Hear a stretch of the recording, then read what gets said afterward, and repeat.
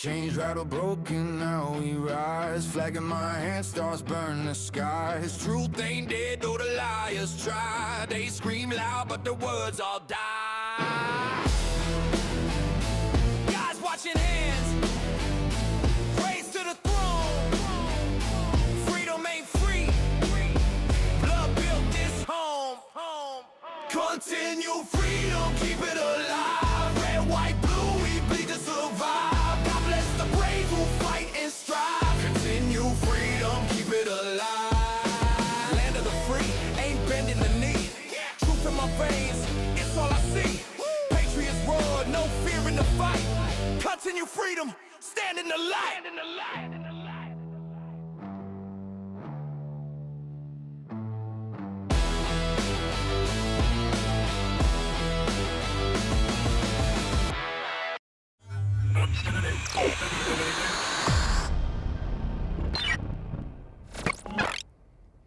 All right, guys, welcome back to another episode. Thank you all so much for joining me. I want to hear a lot from the chat tonight. Megan, I see you down there. Hey, thanks for being the first one in the chat tonight. Hello, everyone, says moderator Megan. I appreciate you guys. Look, this whole Joe Kent thing has gotten so wildly out of hand, and we're going to listen to the full interview with Shellenberger that took place on TPUSA today, and or on the Charlie Kirk show today, and this is getting so stinking dicey with the way he's acting. It brought something to mind that, you know, we're on two sides right now of the Republican Party, of the conservative movement, of whatever you want to call it. And one side, like my side, we feel justified that we have this, I don't know if it's righteous indignation or it's just anger, because we keep having to spend our time, or we keep spending our time debunking lies on the other side. And yet the other side is willing to believe lies or to simply make them up in order to justify the anger that already existed. So it's like our anger is a byproduct of all the stuff going on in politics right now, especially over on our side. And their anger was already there. It was geared towards one particular group of people, and they're doing whatever they have to do, innuendo, deceit, manipulation, and all of that, to try and justify it. Hey, aloha, David. Oh man, aloha. I'd love to be in Hawaii right now. I miss Hawaii sometimes. I don't miss the politics over in Hawaii, but I definitely, why is my chat box so stinking small?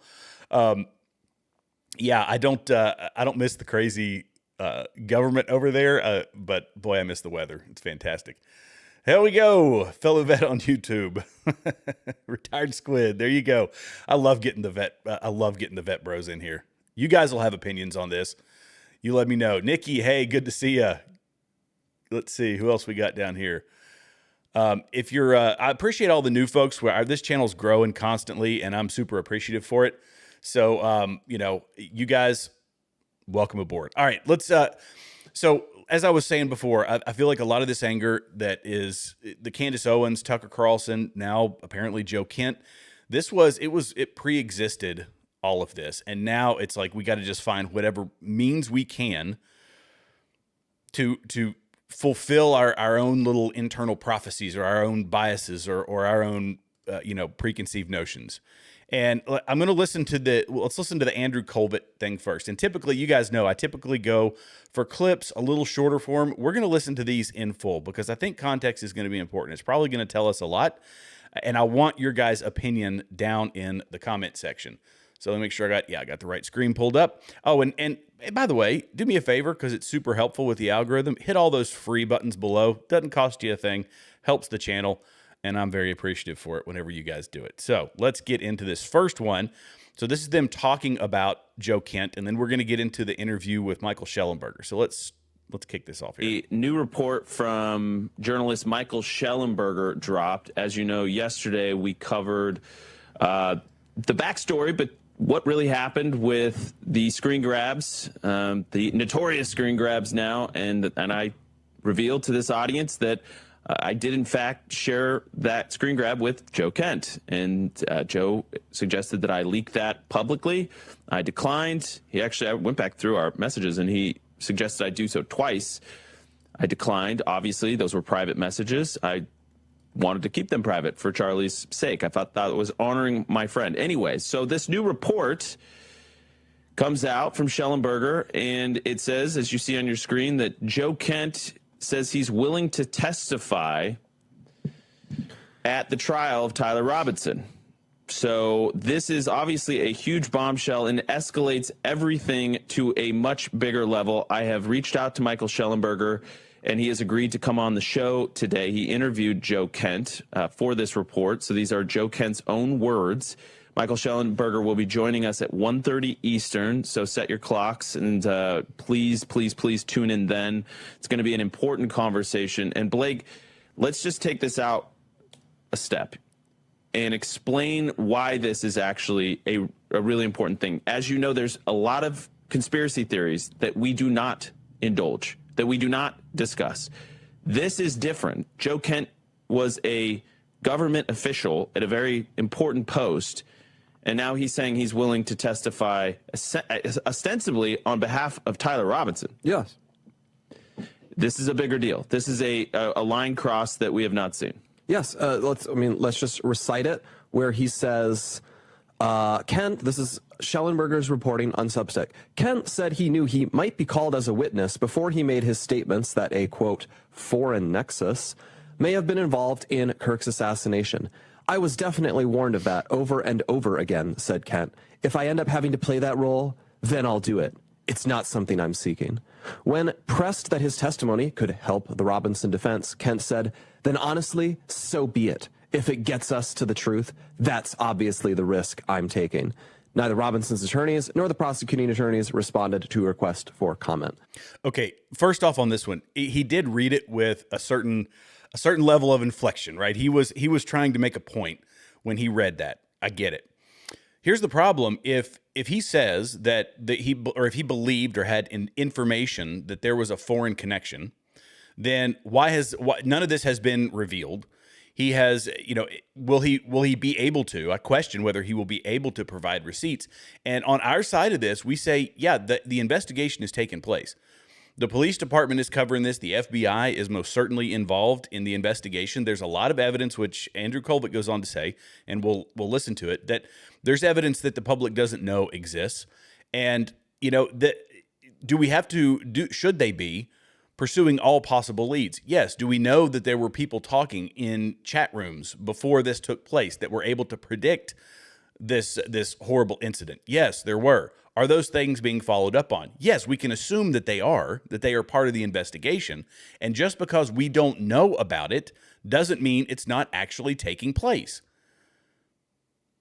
So the fact that this guy is willing to say, I'm gonna die on this hill, I would be interested to know why he hasn't said anything about any possible connections.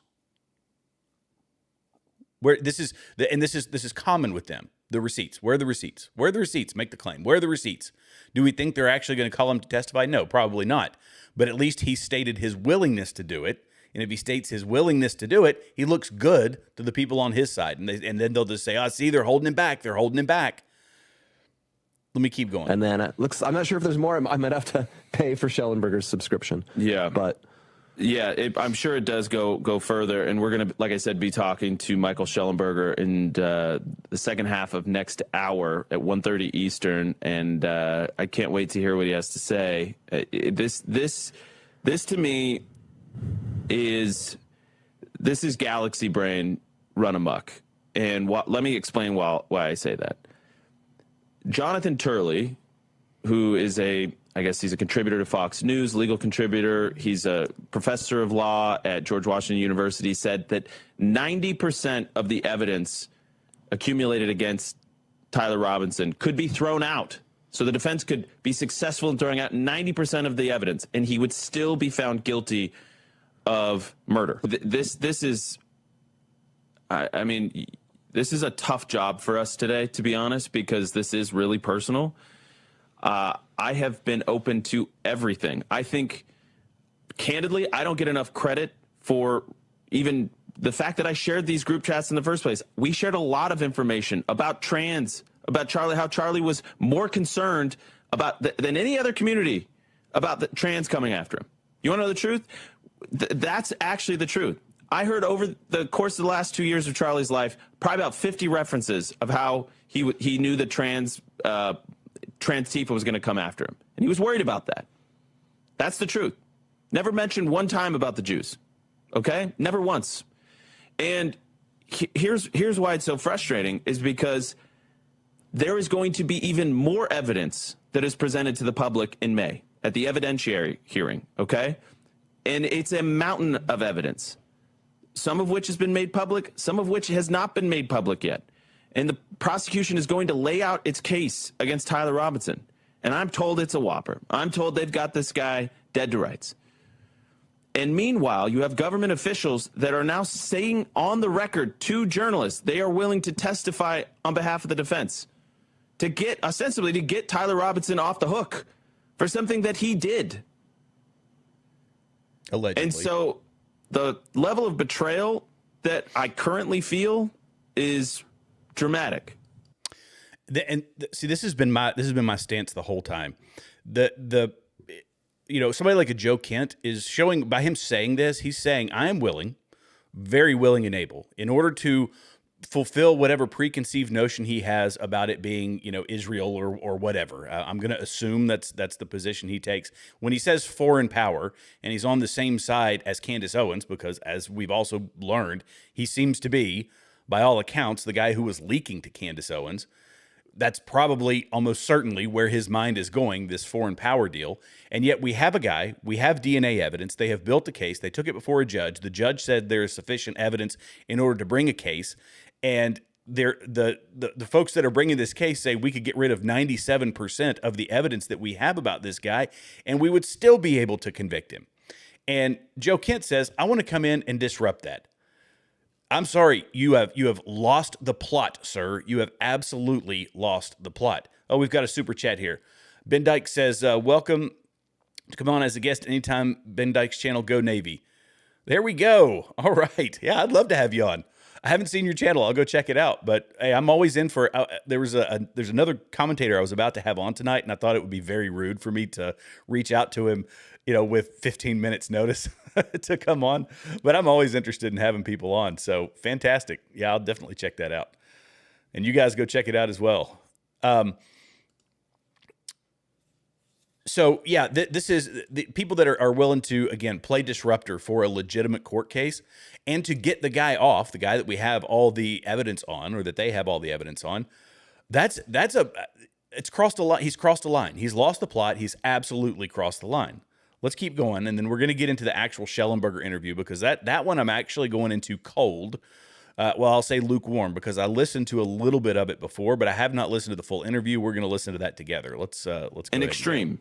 The level of just frustration, the idiocy that is on full display, we have to call it out, because if this ends up screwing up the jury pool, if this ends up in some ways getting a hung jury, getting this case thrown out, or even just getting the death penalty off the case, off the potential list of consequences here, I'm not going to be happy with that. I'm telling you that as somebody who was open to all different options, I didn't care where the truth led. This is where the truth led. This is it.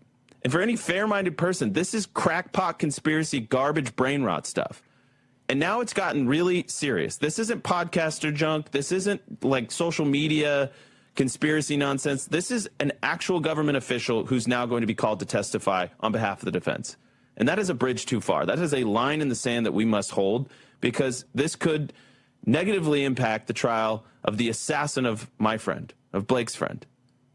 I tell you, the backstabbing in politics now it's always been bad. Politics it's always been a blood sport.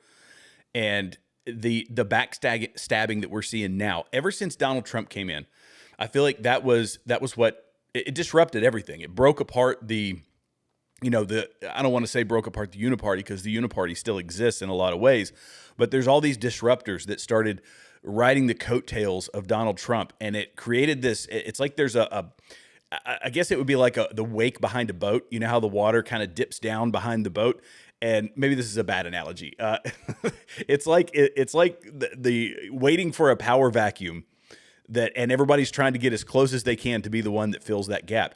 And they're just stabbing each other in the back, and it's turned into such a blood sport over here on the right, when we should be unified, because the Donald Trump anomaly that it was the American people saying we wanted Donald Trump, and we wanted somebody different. We didn't like the uniparty anymore, and he was the disruptor. He was the guy that was outside of the deep state, and other people said, well, this is a populist movement. I'm going to latch onto it. Once Donald Trump is gone, it has to continue. For it to continue, we have to stay unified over on the right. And people like Joe Kent and Candace Owens, Tucker Carlson, and you pick your poison. These people it's just so obvious to me that they are actively trying to break it apart, probably because they were never actually part of it to begin with. Tucker Carlson, we saw the text messages of Tucker. He hated Donald Trump. He hated this whole movement, but he glommed onto it because it benefited him. Other people are doing the same thing. Apparently, Joe Kent was doing the same thing because, Israel derangement syndrome it can infect anybody. It can, in fact, I made an X post about it the other day that, it'll rot your brain. It really will. Let's listen to the full Shellenberger interview. This one, I'm very interested to hear this. And I think you guys will be as well. And we'll stop along the way if we find anything of note. Let me pull that back up. Oh, and somebody asked me, by the way, I'm just answering a question that I saw, and I'm going to forget to answer it if I don't answer it now. I use Ecamm. Somebody asked what I use. It's a Mac-based system. It's called Ecamm Live. So anyway, there you go. Just answering a fan question. Here we go. Let's listen to this. Well, it's great to have you. Thank you for we talked this morning after your story broke, and boy, oh boy, this is a big one. And you interviewed Joe Kent, and so I'll let you say it in your own words. What did he tell you? Hey, thanks for having me on, Andrew, inviting me on. I think it's pretty big news. Joe Kent, of course, the former director of the National Counterterrorism Center, has been saying for the last week that he thinks that he doesn't buy the lone shooter theory of the assassination of Charlie Kirk. He suspects there's a foreign nexus, was the words he used, involved in that assassination. He said that the FBI prevented him from investigating it and that he viewed that as suspicious. And if there was nothing there, he told me, then why did they prevent him from investigating it?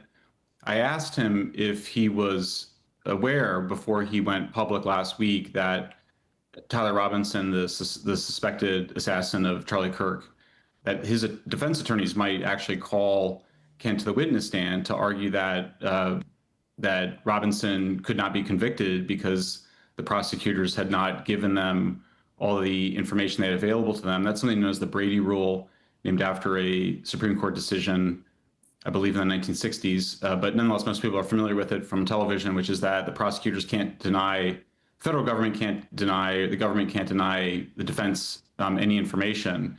And Kent is saying that there is information and that the investigation itself was inadequate. And that, I spoke to a constitutional legal scholar yesterday who said, it would be a no-brainer for the defense attorneys now for Robinson to use Kent's statements as a way to, gain an advantage or potentially a hung jury or a mistrial or something of that nature. So it's pretty serious for people that are interested in seeing justice served with the assassination of Charlie Kirk. So this is the other piece of this. That's very interesting. He says that just the statement itself could basically cast doubt on the trial as a whole, and who benefits from that. Well, the person that benefits from that is Tyler Robinson. So despite the fact that they may have all the evidence, that it's the procedural, which is, look, the procedures are important, that we have a Loctite, judicial system, that we have a Loctite legal system rather. And if something goes awry, that it's best that, what is it they say, that it's better that 100 guilty men go free than one innocent man goes to prison. That's kind of the rule. So I agree with following the procedure, but the fact that Joe Kent came out and started flapping his gums look, we don't know what information he had. We don't know what access he actually had. Is this just pure speculation based off some other secondary or tertiary information he has that, well, maybe this could be something? I don't know. We don't know the accuracy, the depth of the information that he had. He just comes out and starts flapping his gums.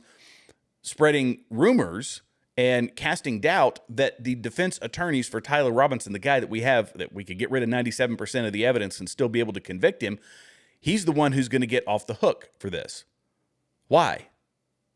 In what way does that benefit anyone? If he wants to take it further and say that maybe there could be more to the trial, that there could be other people involved, that's a completely different thing. But he's basically giving the defense an out, giving Tyler Robinson an out. That's sinister. That's sinister, in my opinion. Let's keep going. Well, listen, Michael, I know that you have to be sort of dispassionate. You're a reporter. But to me, this feels like a giant red line. This feels like galaxy brain run amok. Did you get a chance to ask him just straight up, just because he didn't get let into the investigation doesn't mean it wasn't investigated? Yeah, I mean, thanks. I appreciate the point. I mean, I'm trying to, I mean, the truth is, I actually like kind of everybody involved in this. I've actually admired Kent and the things he said in the past. I also care a lot about the transgender issue. We reported it exclusively on leaked You've files. You've been amazing on this issue, Michael. Just to underscore your point, you have been one of the lead voices exposing some of the craziness and the zaniness behind the transgender radical trans ideology. So I just wanted to give you some bona fides there. Thank you. Yeah, obviously it's a big issue, and I think many Americans felt that they didn't need to pay attention to the issue at all. But now we've seen trans-identified people engaged in shootings, obviously, or maybe not obviously, probably obviously to your audience. It was the last thing that Charlie Kirk was talking about before he was assassinated.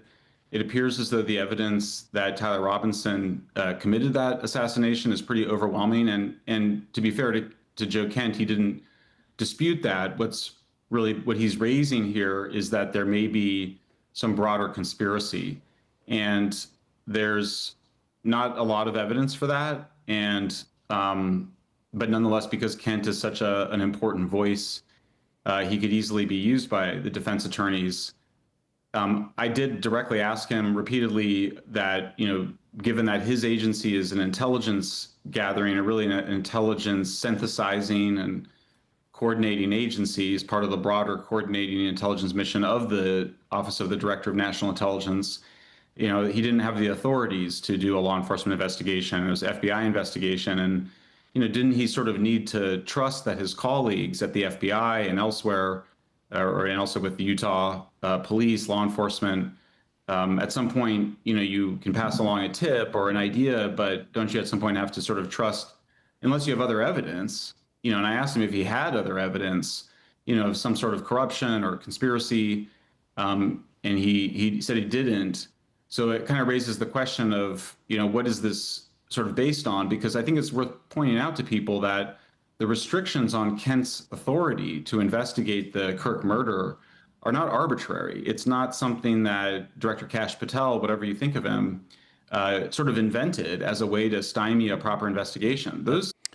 So if he told him, which Michael Shellenberger just said that, what other evidence do you have that would bring you to the conclusion that there's some other connection? Well, I don't have any. Then why say it other than it's just in your mind that I think it could be there and I should be able to investigate it in order to find it because I have these preconceived notions? That's what it sounds like to me, that it's in my brain. So I need to have a self-fulfilling prophecy here that it's going to line up with what Candace Owens and others have said, and Ian Carroll and Ryan Mata and these other people have said. I'm on board with them.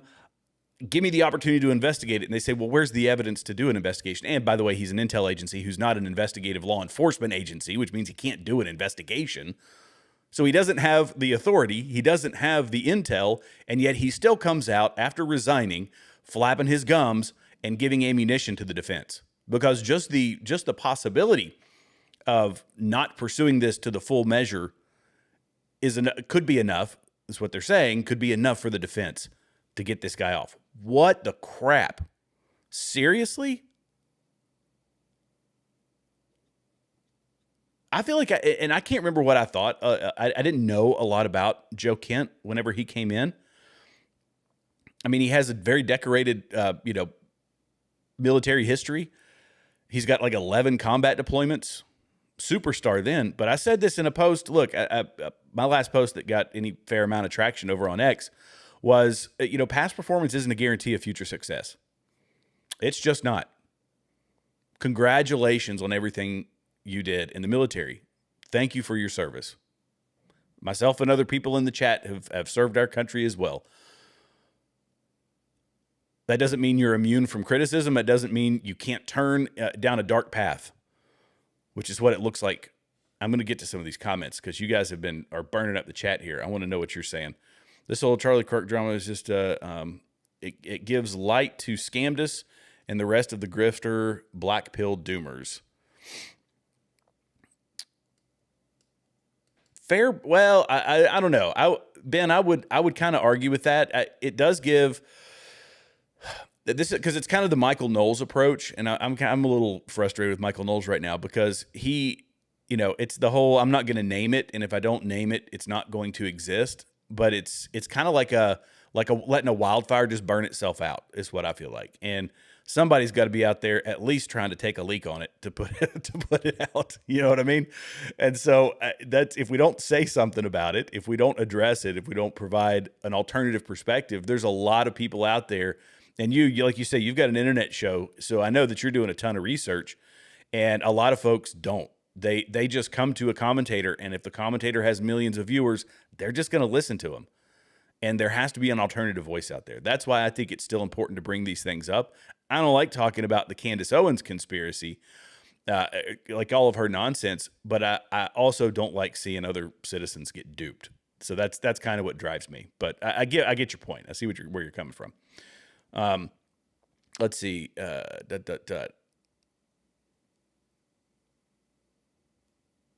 Yeah, I'm way behind because that was back behind your super chat, Ben. Let's see. All right, I'm gonna go ahead and hit play again. Okay, yeah, here we go. Nikki says, Kent revealing his true motives. There you go. Jury selection is going to be a mess. Oh gosh, and then we've got a troll. There you go. Why is Trump? Let's see. Let's see. I'm from the government and I'm here to help. Andrew trusted Kent until he pressed him to make text public, and they ended up with Kenny. I'm sure he regrets it. Yeah, well, that's the backstabbing in politics. There are no friends in that business, at least not real ones. Let's see.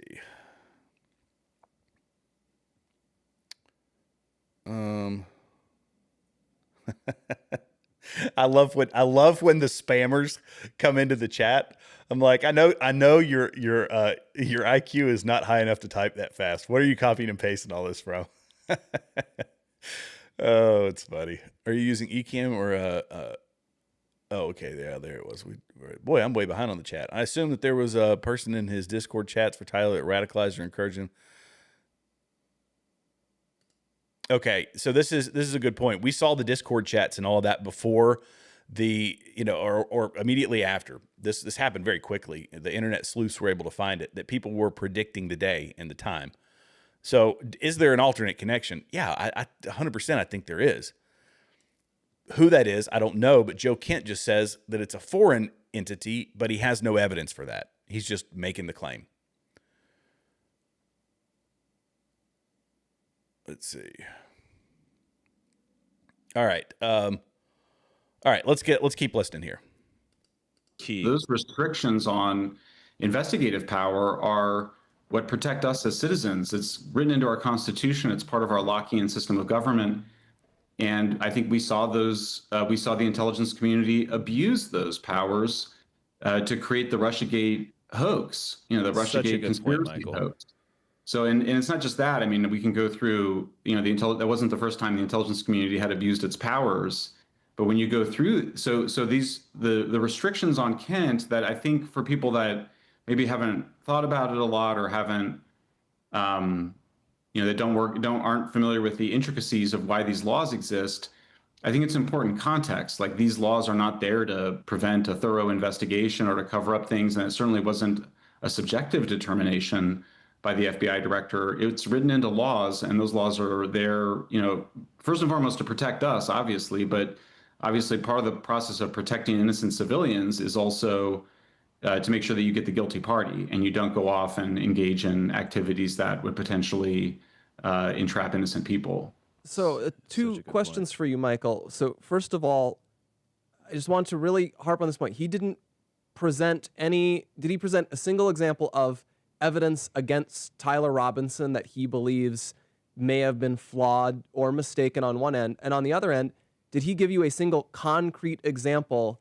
of evidence in the case that he believes specifically that went uninvestigated by the FBI or by any other law enforcement?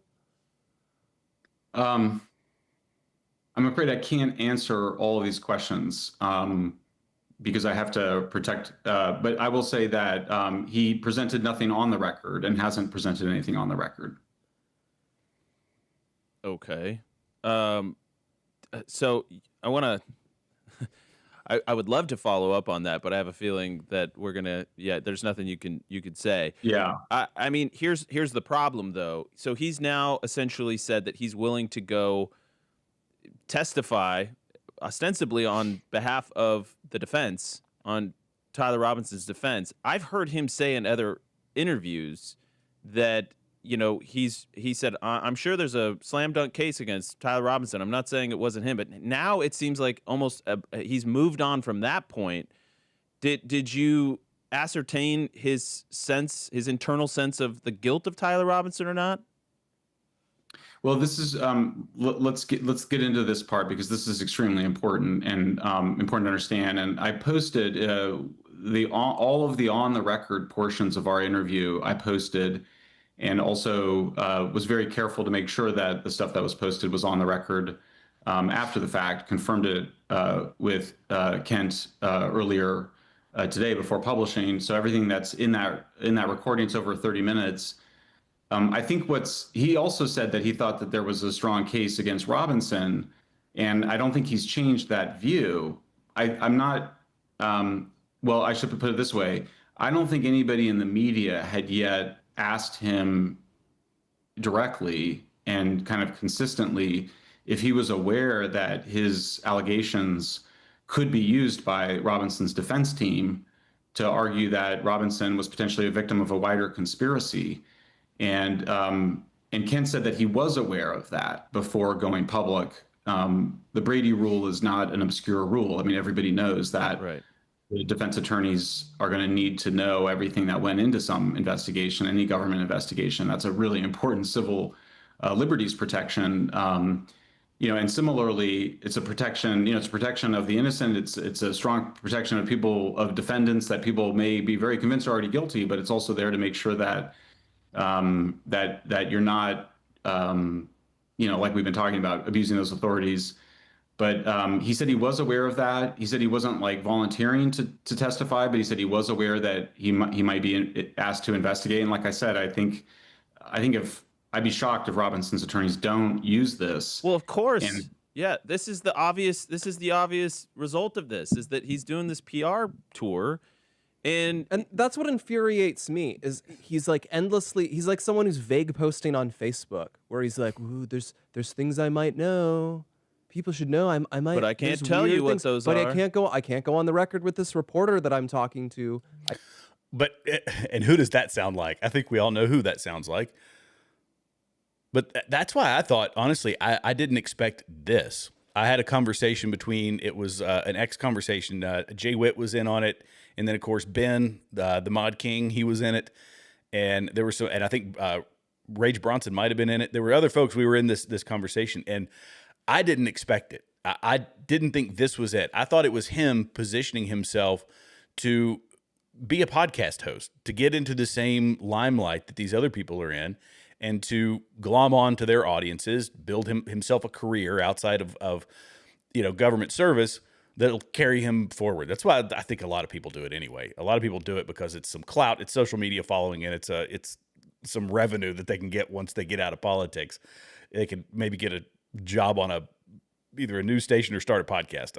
I don't know. That's just my assumption there. But nonetheless, I didn't expect him to come out and say, oh, yeah, you know what?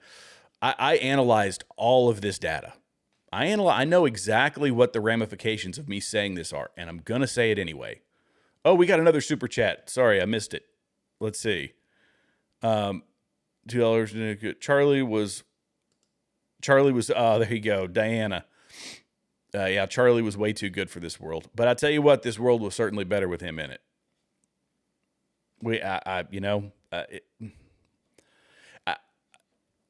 Yeah. I always say that sometimes people I don't want to say I always say. One way to look at it is that his legacy, the party may have broken apart, but his legacy is still something that people are able to coalesce around. A lot of people still coalesce around Charlie's legacy, and he lives forever. You guys are still getting it. You still get his shorts. You still get his content that shows up on online, and it's like he's going to continue talking to people forever and ever and ever, and still have influence.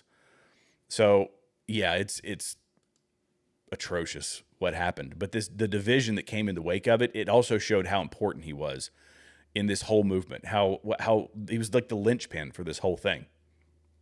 That it crumbled as soon as he was out. And I think that the next linchpin is Donald Trump. When Donald Trump steps out of the presidency, that's going to be the next thing that causes it to crumble. Because look, the folks that are on our side right now, they're backstabbing like Joe Kent and all the other people that I talk about all the time. These commentators, they're backstabbing.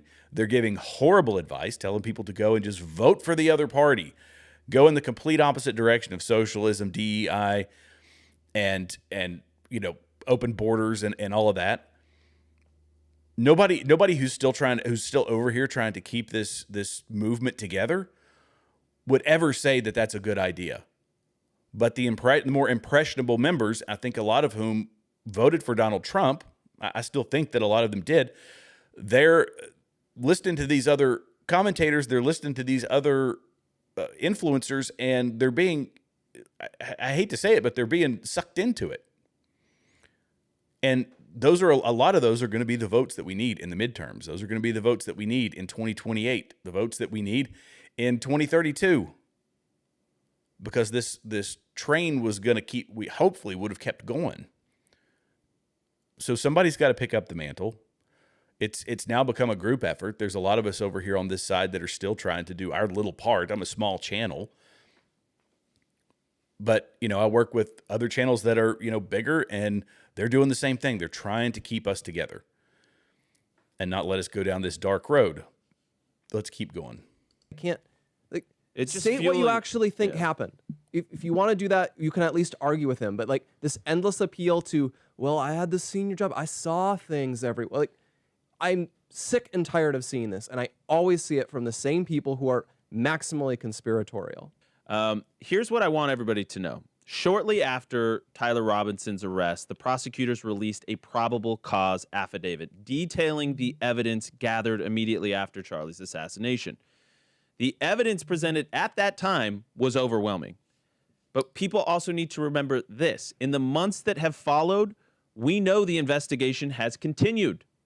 More details will come out in May when the assassin has a probable cause hearing, and we are certain there will be even more evidence submitted against Tyler Robinson by the state. And that's so the frustration here, Michael, is that we have this vacuum, this void that's been created where the investigation is kind of still ongoing. They're still gathering it, getting it presentable for this May probable cause hearing, but the internet never stops. And Joe Kent resigned when he did, and now he's doing this PR tour. And it really does, and I want to get this through the audience's head, this really does have a potential to not only taint a jury pool, but to undermine the very prosecution of Tyler Robinson, who I am 100% convinced pulled the trigger and killed Charlie Kirk. Could you just speak to that?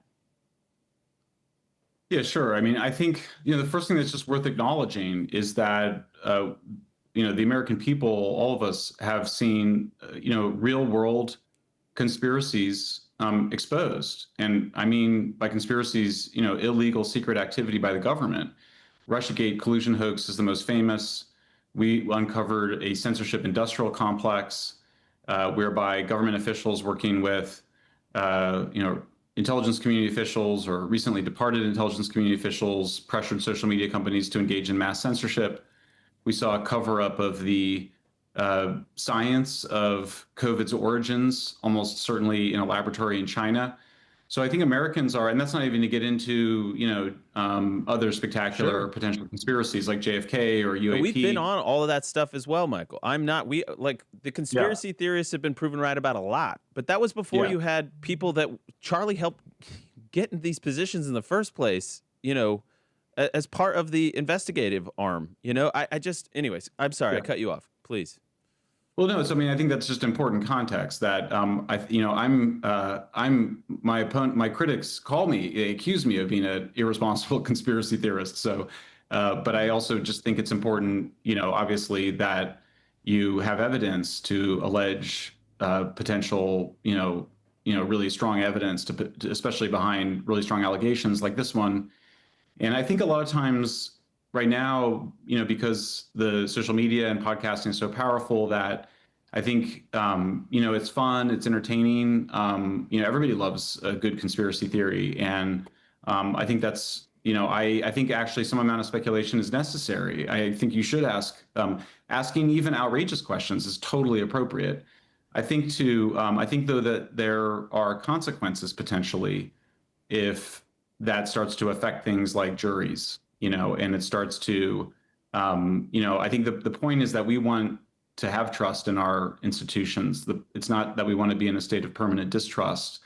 We need to have, that's why you need a regular changes of government to have, clean house. I have seen no evidence that anybody in this administration would do anything. I mean, this is an administration that's absolutely passionate about Charlie Kirk. I think everybody knows that the reaction from the Trump administration, the White House, all the federal agencies was of just shock and horror and outrage. So I just don't see how any broader conspiracy could be either carried out or covered up in the ways that I think Joe Ken is suggesting here. And so, if there's just really not there's just not anything here that would suggest that there's a cover up going on that I'm seeing, or that anybody else was involved than Tyler Robinson. It's, we have we're supposed to have an inherent distrust in, a very powerful central government. That's why our Constitution was written the way that it was. We were just coming out of, being run by a tyrannical monarchy. And we said, no, we're stepping away from this. When we do this next, it's going to be, supposed to be a rotating government, and there's going to be checks and balances. We did all the right things, a lot of the right things, and people that want power, they manipulate it. And does that mean there aren't conspiracies? No. But when everything becomes a conspiracy, it's like if you don't see any conspiracies, then you're low IQ. If you see everything as a conspiracy, you're low IQ. And so, this, by the way, before I go on, whoever this Sylviac123 person is, okay, I don't typically ban people, but if you're going to come into the chat and copy and paste all of your, calling people like this kind of crap, have an actual conversation. I'll give you a chance to have an actual conversation. But if you're just going to copy and paste whatever whatever bot farm this thing is coming from, maybe, making these, Netanyahu's whores and getting paid $7,000, I'll give you an opportunity, one, to make an actual well-thought comment, or I'm just going to ban you, or just leave. Why are you even in here? You're not going to sway anybody's opinion with that. Another low IQ groiper is what you are. So let's keep going. Let's see. Oh, and then creeps of YouTube. That's the thing. Let's see. I cover geopolitics, avoid drama, and clickbait crap. Yeah. That's good. Let's see. If you fall for this, hang on a second.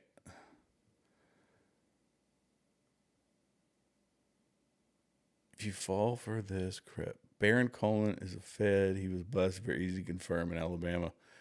Oh my goodness. Okay, right at Thanksgiving, I asked Gen Z, millennials, and boomer family members if they knew who Candace was. None of them did. Well, that's interesting. That's very interesting. Wow. Let's see. Okay. So anyway, if you believe everything's a conspiracy, then you're low IQ. If you believe nothing is a conspiracy, then you're low IQ. They do exist, but you have to have some sort of evidence. And we've talked about this on this channel before. There is a difference between evidence and proof. When there's evidence, right, it's the cumulative package, the complete package of all the data available. Some evidence is going to get thrown out, right? It's like, no, this is ancillary. This is too circumstantial. This is whatever. But the proof is what can be used to draw an actual conclusion. And the problem is people in the conspiracy theory realm, which is, public enemy number one is Candace Owens, but there's a lot of other folks out there dovetailing off of it. Ian Carroll, Ryan Mata. There's a guy, Didi Got a Podcast. That's all his channel was. It's just conspiracy stuff. And they say, well, what about this? It's always the whataboutism. Well, there's this. Oh, there's that. What about this? None of it draws and can be used to draw an actual conclusion that proves the point they're trying to make. But it throws out, suggestive language is all it is. So fine. You want to talk about conspiracies for Russia. We had all the data we needed to know that it was a conspiracy that was garbage, that was corrupt, that was illegal, the things that were going on behind the scenes. We knew that was an actual conspiracy. This one is finding an event and trying to create the conspiracy from thin air. That's what they're doing. And so he's, even to the point of saying, I believe this so much, it's so deeply ingrained in my psyche that, I'm going to potentially pollute the jury pool for one of the biggest, assassination/murder cases in American history. And I'm willing to do it for what? Clout? I don't know. I don't have any evidence of it, but I'm going to say it anyway. I mean, and I think Ken, at one point, or a couple points maybe in the interview, sort of agreed that you don't need anybody else. I mean, Tyler Robinson, it appears from the evidence that's been released so far, there's ample motive and a lot of evidence that he did it. So I just don't see the need to add something else to it. And again, you would think, well, maybe it's just for fun and, podcasting entertainment. But in this case, I think the consequences could be quite serious. Yeah. And that's what I think we're all terrified of. And I just want to make a point here. I am for asking questions. This is why I shared the group chat with Joe Kent in the first place. I'm not afraid of the answer to those questions. If Israel had a hand in killing Charlie, I want to know. I wanted to know. What I'm telling you is that we've had 6 months plus since that time to track down all those leads, none of which have been corroborated, none of which have actionable evidence behind, none of which have been presented in any way, shape, or form to suggest there was a probable that there's any evidence. Overwhelming evidence very rapidly there's accumulated. Zero evidence. That's my against the point. person currently facing trial. Yeah, I am willing to ask the hard questions. We want the truth. But when there's no evidence and there's no facts that would back up those questions, then you have to say, okay, moving on. All right? You couldn't corroborate it. Okay. So I'm not anti-asking questions. I'm not anti-conspiracy theories. I'm open to it all. Okay, but you have to have facts, and the recklessness with which these accusations are being thrown out now has real-world implications, and it's this brain rot, Michael, that's driving me insane, being on the other side of it. I will never look at a conspiracy theory the same way, having been on this side of it, because people make they jump to conclusions, they connect disparate pieces of evidence, and they connect them in ways that don't make any sense. So anyways, I guess final minute to you, Michael. Where does this leave us, and what do you expect to happen next? Yeah, I mean, for me, having worked on this for now a couple of days, and really it's been heavy focus on it. I kind of walk away just reminded that these restrictions on what intelligence agencies can do are really good and important, and we wouldn't want to reduce those protections. I'm not seeing evidence of a wider conspiracy. I don't think anyone's presented evidence of that. I am very worried about this affecting the trial. I think most people, when they think about what's occurred now, would share that concern. And I think that people sometimes want to have a bigger meaning for the Charlie Kirk assassination. Like it couldn't just be one guy. I mean, because the assassination is one of the most significant political assassinations in American history. And so to kind of go, it was just a guy, that had maybe a furry fetish and a trans-identified boyfriend. I think for a lot of people that might feel like not big enough or something or significant enough. And I would say it is big enough. Charlie Kirk's whole legacy is tied up with him not going along with the idea that he needed to agree with a belief that you could change your sex or that men could become women. It's a powerful And insight, so- Michael. We got to wrap it Yeah. up. That's a powerful insight. It's not psychologically satisfying enough, the truth, for some people, but the truth has to be the truth at some point. Thank you, Michael, for joining us. That's a good way to put it, that it's not psychologically satisfying. And look, have there been conspiracies? Do I think that we know everything about JFK? No. Do I think we know, everything about, I guess you could say MLK. There's assassinations that took place. That was back in the day, by the way, where there weren't cameras on every corner and in the pocket of every man, woman, and child walking the earth. But today we have this one guy. He was part of a well-known, deranged. These people they're mentally unwell to the nth degree, to the max. They are mentally unwell. They have a history of this sort of behavior. This guy was one of those people. We have the evidence in the rifle, the DNA, the investigation that has taken place that was obviously sufficient enough for a judge to take this before the court. It's not the FBI who is leading this, by the way. FBI is involved, but this is being led by the Utah police. So when the conspiracy theorists come out and say, well, it's got to be an inside job, it's got to be an international thing, at that point, you have to have everybody, especially the Israel people, the anti-Israel people, it's got to go from Israel through Mossad, from Mossad into agents working in the U.S., from agents working in the U.S. into, all the online communities, into the police departments, into the FBI. They have to, the tentacles would have to go so deep that it is entirely unbelievable. And they just don't want to hear that, well, this deranged kid did this one thing. It has to be more complicated because my desire for some greater story says that that's what it should be. And because he was this great person, it can't be that he was just taken out by a deranged kid when all the evidence says that he was. And if something else comes out, and I've listened to so many hours of the complete conspiratards, and none of it is tickles my fancy. None of it says, oh, this seems credible. 100% of it sounds like absolute mindless nonsense. Pulling things out of thin air. And I don't play that way. I don't. Give me actual facts and hard data. I'm fine with that. If you give me facts and hard data, I'll be more than willing to change my mind. But there aren't any. Dana Lash, this was funny. This actually came up. I haven't listened to the whole thing. I listened to the first little bit of it, and I thought, I'm going to go ahead and share this one. She had it was an interesting take. We'll see how the whole thing goes. But here you go. Listen. Charlie Kirk. I'm going to tell you something. I'm not a conspiracy theorist, but I have more inclination to believe that the people who are trying to hijack TPUSA had him killed than any Mossad agent. Somebody's going to say it, so I'll say it. I mean, y'all are not doing yourselves any favors. Y'all are looking hella suspicious by doing this kind of stuff. Stop it. I can't even imagine.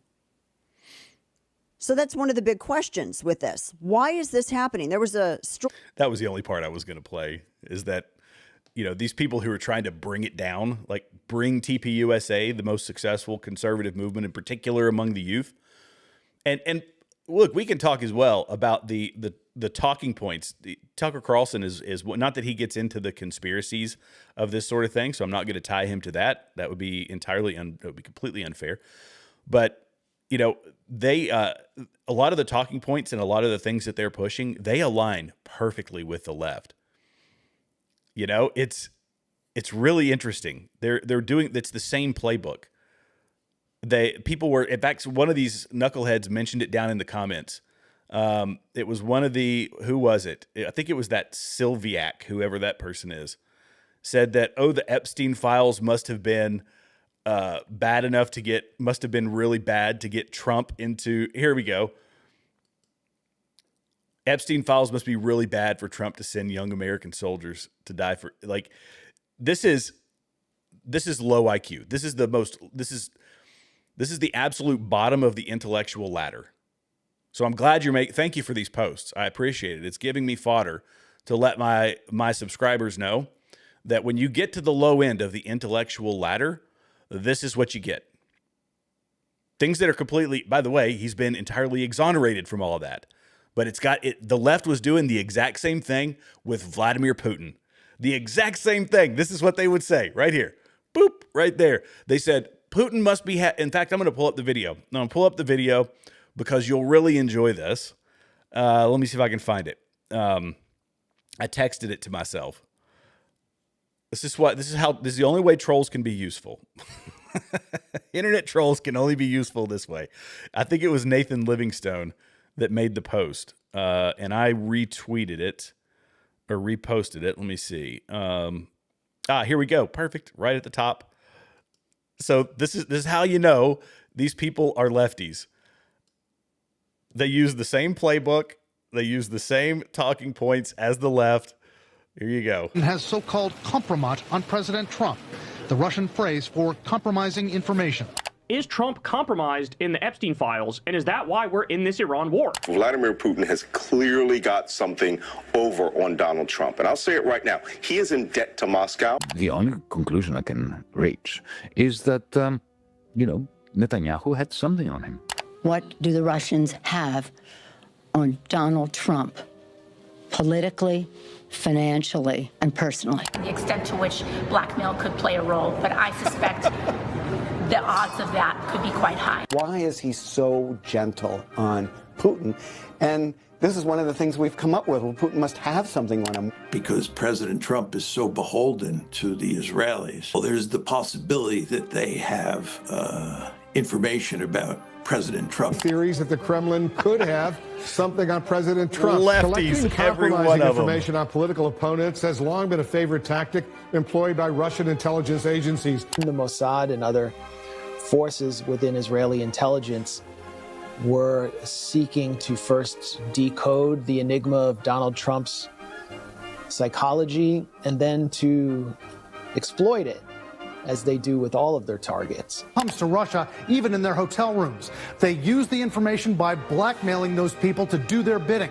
And tonight, many are asking whether Vladimir Putin has so-called kompromat on President Trump. They trapped a number of U.S. presidents by using Jeffrey Epstein. Donald Trump is compromised by the Russians.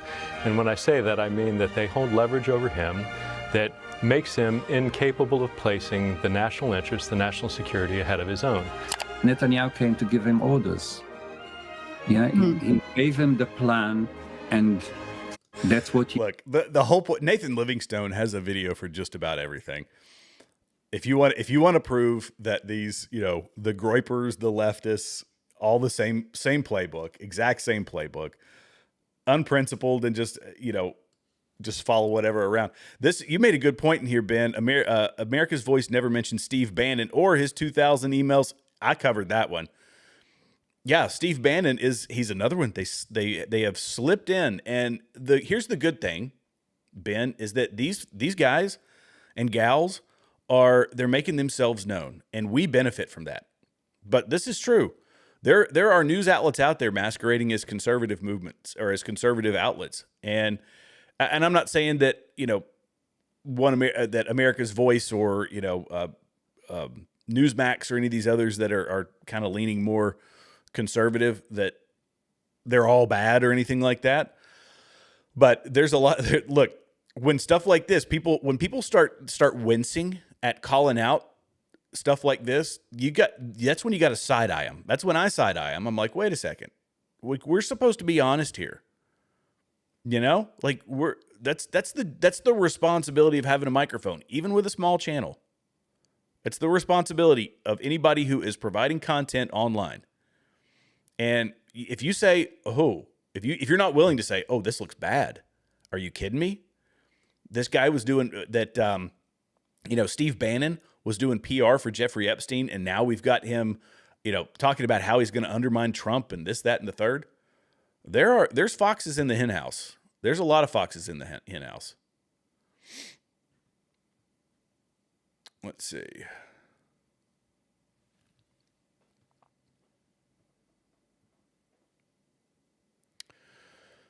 Let's see. We got a live one. We got a live one in chat. Yeah, I know. I'm okay with people that disagree. I have zero problem with it. But when people come in, exactly, Ben, 100%. This is it's the low IQ perspective. You're 100% right. And look, talking about this, we got a live one in the chat.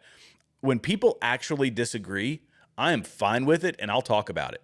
I'm okay with it. But when they start making those $7,000, Netanyahu whores, as that person was calling me, I guess, whatever. Yeah, I used to have thin skin about this, and now I just learned to embrace it. I said, you know what? Haters, it's just part of the game, and I'm perfectly fine with it. You can hate on me if you want to, but how about we have an actual conversation? When they start copying and pasting whatever they got on the Nick Fuentes mailing list, and he says, here, put this in all the chats or whatever. Look, that stuff just, I'm going to ban you. Why are you even on here? You're not interested in having a conversation. You're just trying to flood the chat with stupidity. So but I'm okay, like I say, with the people that disagree. A country the size of New Jersey doesn't control it. There you go. Bingo, bango.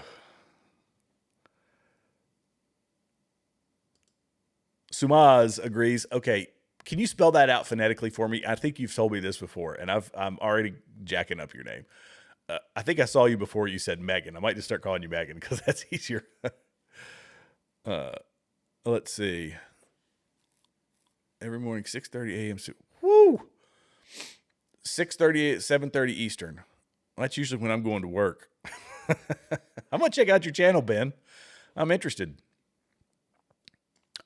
Look, I'm all for finding honest brokers everywhere, and this is one of the beautiful things about the online world is you can kind of separate the wheat from the chaff, and you can find some folks that are they're giving honest opinions, and this is the beautiful part too. I don't agree with everybody with everything that everybody says that I like to follow, but that's part of it. That's called society.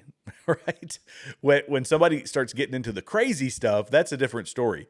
But if they honestly have a different interpretation of the data and you can tell they're putting in some thought, then bring it on. Let's see. Well, so here's the thing. Gatekeeper, this gatekeeper mentality is...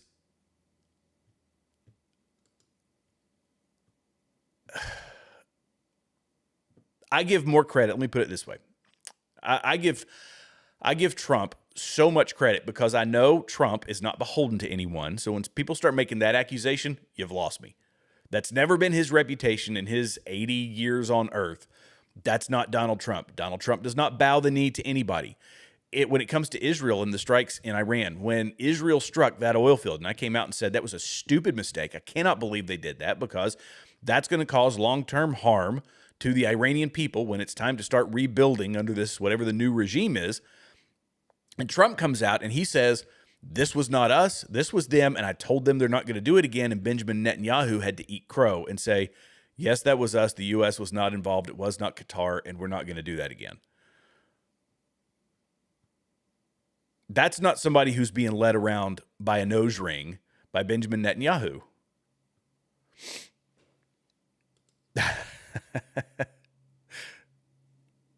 True that. That's it.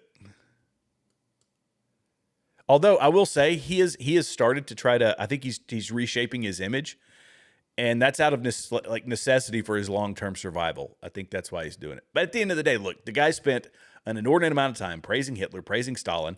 He, on Pearly Things, on her podcast, he said, yeah, Stalin, some people died, but he took this agrarian society and turned them into a nuclear power. That's pretty impressive. It was this very ends justifies the means kind of mentality. And I ain't down for that. I'm definitely not down for Stalin and Hitler. People can try to be history revisionists all they want to. We know what happened.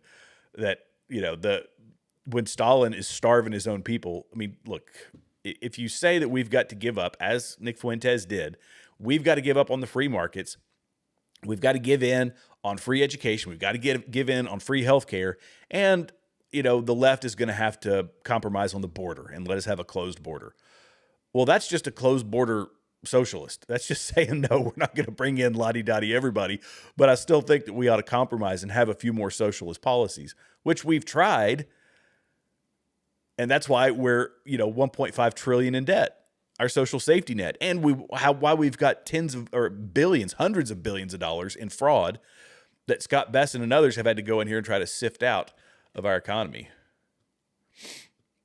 I'm only 20 months in. Okay, we want whatever BS is out there going to defense. Prosecutors will call witnesses to testify. Untrustworthy, but not his job.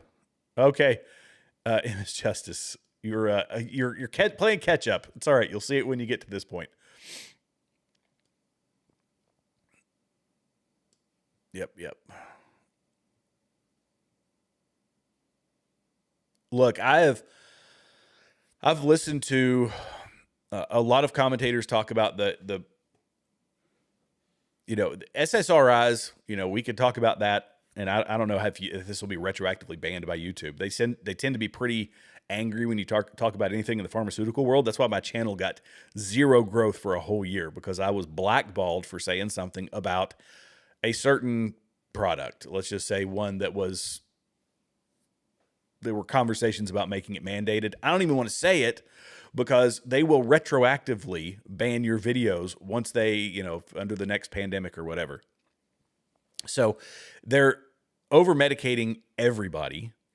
They are, especially with these kids, trying to tweak their brain chemistry. They're tweaking their hormones. They're putting their bodies entirely out of whack. We know that there's long-term ramifications to this. They are, it's basically, I compare it to leaning into somebody's depression or leaning into bipolar. You don't do that. You say, let's fix you. Let's try to fix the underlying problem. But instead with these kids, they say, no, you just have to accept it and lean into that depression. And in fact, we're going to give you some drugs that make it even worse. And then you hype them up socially and you hype them up online and you get TikTok brain. And people are they're sucked into this, that this is their entire identity. They did the same thing with the BLM movement, right? It was this idea that your skin color is the most important thing about you, when in fact it's the least interesting thing about you. The amount of melanin in your skin is the least interesting thing about anybody. And when we started, even on the right, started putting special emphasis on that, that's how we got Candace Owens. She was a DEI version of a conservative. Sorry, not sorry for saying that.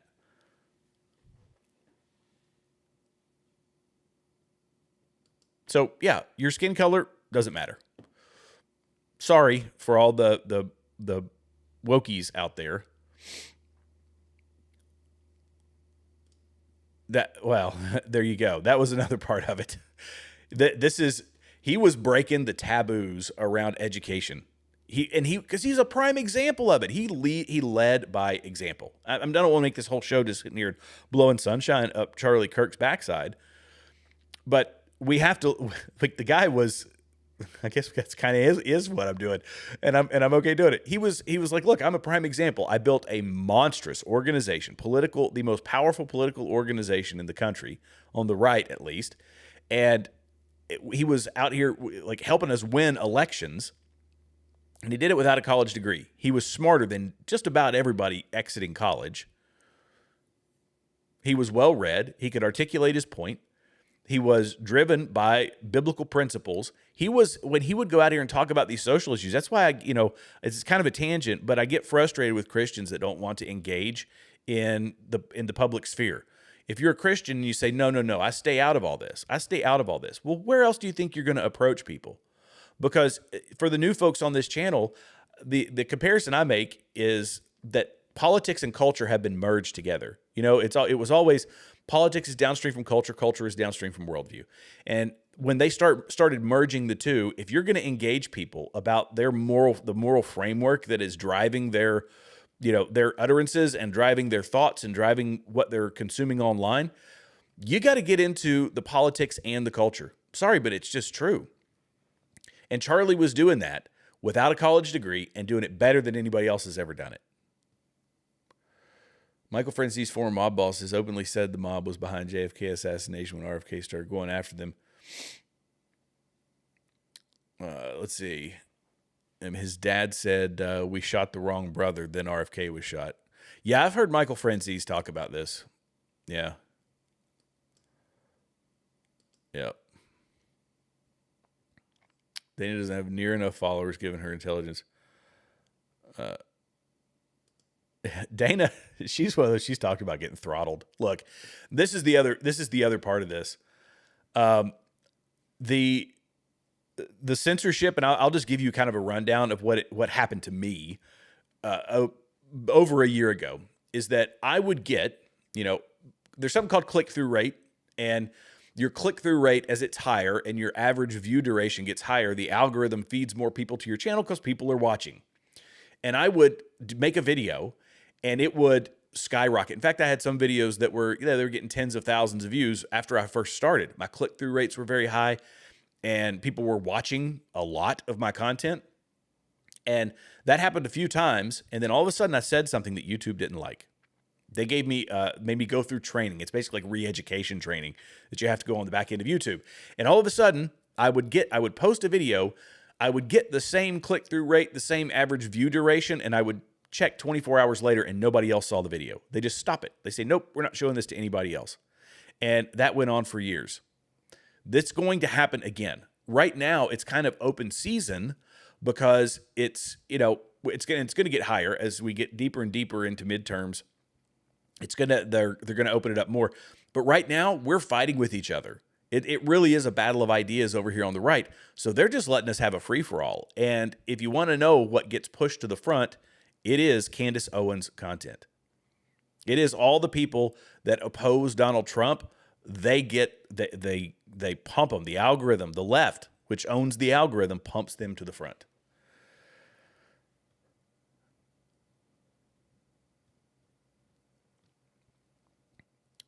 Trolls are your super fans. Oh, that's funny. All right. Hey, have a great show. Have a great one. Thanks for stopping in, Ben. I appreciate you, man. Let's see. Ben, we'll check out your channel. There you go.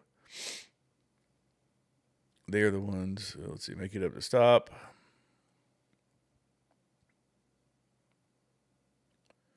Milk Bar TV is the GOAT. Yeah, he really is.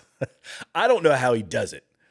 He does these mashups. Look, because obviously I don't do this for a living yet. I'm going to eventually one day.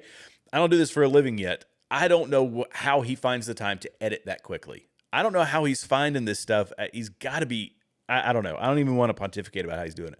But he makes these mashups, and they are long. For me to do it, it would take me forever. But he churns that stuff out. I don't know. He's got some proprietary technique, but he's good at it, and I'm going to keep sharing his content.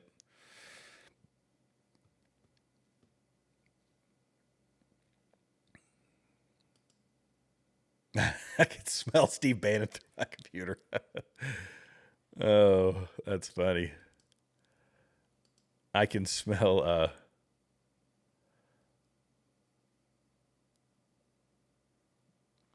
Steve Bannon gave me the ick long before the Epstein files. Yeah, he was a shady character.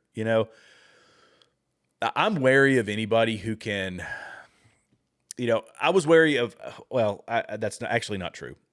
I got duped by Tucker Carlson because I followed Tucker for the longest time. And when the text messages came out about him hating Donald Trump and saying we're not going to have to worry about him for that long, I kind of said, maybe he'll come around. I played it off. I downplayed it. I'm not falling for that again. Because if somebody is able to shift their opinion on somebody that quickly, or if they're able to change on policy as quickly as some of these commentators do, that's a red flag right off the bat. You've lost me. Because I've changed my opinion on things, but it's been over a very long time. New information, new data. You got to be able to change your opinion on something. You can't be just so locked in with everything that you're never going to change. But a lot of these people change on some pretty big stuff, and they do it very quickly. That's a red flag to me. Is an asset, in my opinion. He is behind scenes influencing, let's see. Yes. Yeah. Chaos agents, plants. Not index. Candace did an interview on August 4th, 2019, 6 days before Epstein unalived. Bannon spoke to Epstein the day he was arrested.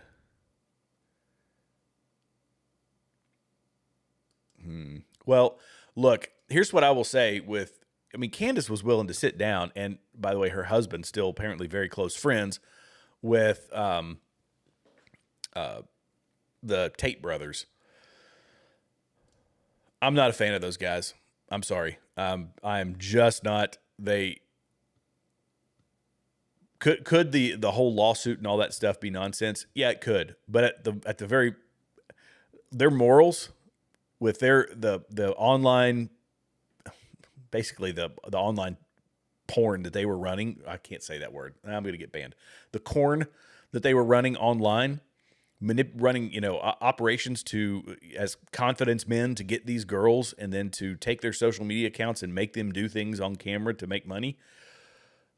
Sorry, you lost me, folks. You lost me. No apologies for that sort of thing. No, hey, I've turned my life around. No. Let's see. Epstein was working for the Saudis. Epstein was one of the first people to find out the prize pass. Passed away in the 15th, where the whole world thinks he passed on the 16th. I'll be honest opinion on this guy, on Epstein. I think that it's very likely he was working with a lot of different people. That's my thought. He didn't seem like a particularly bright guy. We want to pin him. I think everybody wants to pin him. I do too. I want to pin him to one place because that makes it more simple. I think he was working with a lot of folks. Or, I could be entirely wrong, and he could have just been, a gifted BS artist, and maybe that was it. And he made a lot of money out of it. But has Goldie Garma on his live today? Everyone needs to watch that. Oh, wow. Goldie Gamari. Yeah, that'll be a good one. That'll be a really good one.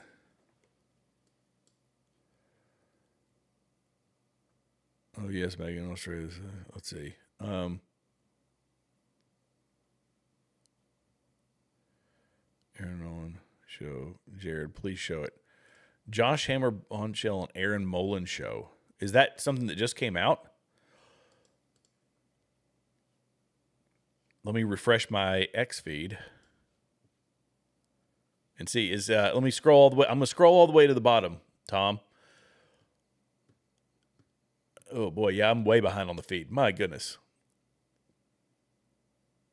Democrat Tulsi Gabbard 09 behind the influence Israel collusion up.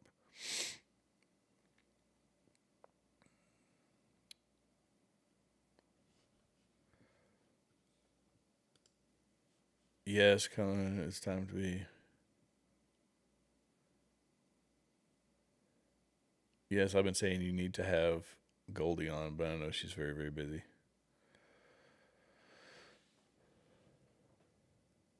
Nomads, good nutrition, fun. Yeah. Look, he did. That's the thing. He did do some really good stuff. He was quick. People liked him. I liked the guy. I was a huge Tucker fan. It was like, oh, I want to hear what Tucker has to say about this. And he'd make you laugh. He was entertaining. Now, he has, in fact, this is one, let me pull this one up because this is one from today. Oh, maybe it was yesterday. Let's see.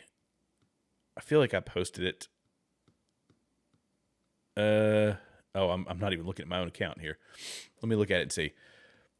Here we go. Let me play this one. He's miserable. He's lost all faith in America. This is Tucker. This is Tucker today. I think it that I see it. There's not a single Western city that's thriving. And they're all degrading in exactly the same way. Is a lot of it just a moral decay? Or is it actually true It's from everything? It's a lot of things, but Yeah. it's self-hatred. Every city. Crazy. Every European city, every American city. It's just white. People lose their will to live, their will to pass on their culture, their values, their religion to their children, their will to have children. It's all gone. I mean, it's not gone with everybody, but I mean, in the cities, you really see it. It's like the people who built this are long gone, and their descendants have fled, and they don't care enough to keep it going. There's just a lack of self-respect that is disgusting to me, and I have contempt for it. It doesn't bother me to be hated. What really bothers me is when people hate themselves. If you hate if you hate yourself, how are you going to treat me? That's correct. Oh man, I don't like it. So I notice it because I travel outside the Western world, the white world. I'll just be honest, the white world. Right. I travel a lot in the Middle East. It's amazing. It's amazing. I'm not Muslim, obviously. In fact, I'm like a Christian, flat out Christian. And my ancestors are from Europe. And so I have nothing in common on that level with the Gulf. But you go to the Gulf and it's incredible to be in a place that has pride in itself, that believes in its religion and culture, that thinks we're onto something. And this is great. Look at what we're doing. We're really proud of this. Those people are happy. They're welcoming of others. They're tolerant of diversity. Like always tolerant of diversity. There's none of that here. Are you kidding? All the whites, we love black people. Then they run and move to Bozeman because there are no black people. Absolutely. Send their kid to the... That's wildly inaccurate. I wonder if he was traveling, by the way, when he travels to these on his little magic carpet ride over to the Middle East. Do you think he's bringing any female staff, or does he bring his significant other with him? And if he does, do they travel outside of the designated areas? I'm willing to bet not. You can go to the big cities and see all the lavish buildings and all that. At the end of the day, women riding in the front seat of a taxi are still going to get thrown in jail. They still have Sharia law. Oh, diversity. This is what he sounds like. Again, just like the point I was making before. Lefties. They're actual lefties. Masquerading as conservatives. It's about, look at how much diversity they've got. Diversity is our strength and da-da-da-da-da. Your skin color is the least interesting thing about you. They've got, yay Islam, yay Sharia law. The leftists on the Berkeley campus with blue hair and signs are saying the exact same thing. Hate diversity. They hate it. And our version of it isn't working at all. At all.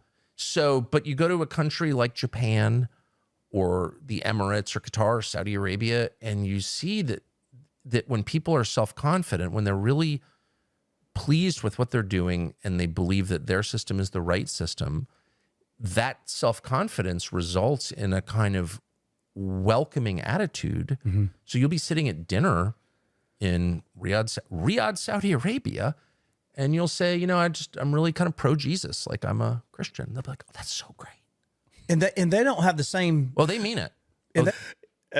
He said the same thing about Qatar, but it's illegal to convert, by the way. And he said, they've got the churches and it's just, it's so wonderful, freedom of religion and all that. Yeah, they put non-Qataris into their camps. This is their slave labor or their cheap labor that come from other countries. They give them churches that are in compounds that can't have any outward visible, signs of Christianity. And yeah, go to your ghetto. Sure, you can have your Christianity in the ghetto. And if you're a Westerner, of course they're going to be welcoming to you. So long as you're in the right areas, they're going to be very welcoming to you because they want your money. They want the tourism. They understand, just like, like Saudi Arabia was doing this. Saudi Arabia still had radicals in it, and they were trying to have a monstrous car convention that rivaled SEMA here in the United States. They said, we have to relax some of this stuff. We've got to ease back. If we want to actually have an economy that allows for tourism of Westerners, we're going to have to woe it up a little bit. Because if you stick to the ideology that they all follow, none of that's possible. None of that's possible. Build your big extravagant buildings because the West is still buying oil. Sure, do it. Go for it. Build the the Burj Khalifa and build your monstrous, beautiful, gaudy towers. That's fine. Be proud of your country. That's fine. Perfectly fine.